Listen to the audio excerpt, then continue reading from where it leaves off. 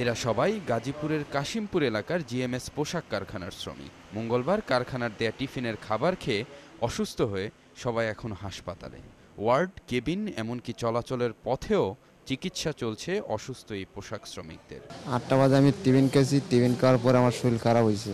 অনেক মায়া লোক পুলের মাথায় পড়ে গেছে, মানে হাতে দৌড়াদৌড়ি করে অ্যাম্বুলেন্সে তুলে মেডিকেল নিয়ে আসি। এটা তো হঠাৎ হয়ে গেছে, কেউ জানতো না তো মনে হয়।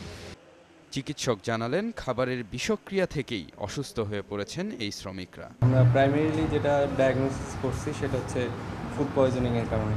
যেই কন্ডিশনে তারা আসছিল তার থেকে প্রায় 50%-এর বেশি, 50-60% তারা ইমপ্রুভ করছে। অসুস্থ শ্রমিকদের পরিবারের অভিযোগ, কারখানার অস্বাস্থ্যকর খাবারের কারণেই এমনটা হয়েছে। এরকমই বরাবরই কি, যেভাবে বনরুটিগুলো দেয় ওগুলো খাওয়ার উপযুক্ত না। কলাগুলো দেয় ওই রকমই গন্ধ, শক্ত। বনরুটি বাসি হলে কীরকম শক্ত হয় না, ওইরকম শক্ত। পরে হাসপাতালের শ্রমিকদের দেখতে আসা কারখানার কর্মকর্তা সানাউর রহমান চুন্নুর সাথে এ ব্যাপারে কথা বলতে চাইলে দ্রুত চলে যান তিনি। হাসপাতালে ভর্তি এই অসুস্থ শ্রমিকদের এখন একটাই দুশ্চিন্তা, তাদের চিকিৎসা ব্যয় মিটবে কিভাবে। আতিক বিন মান্নান, যমুনা নিউজ, ঢাকা।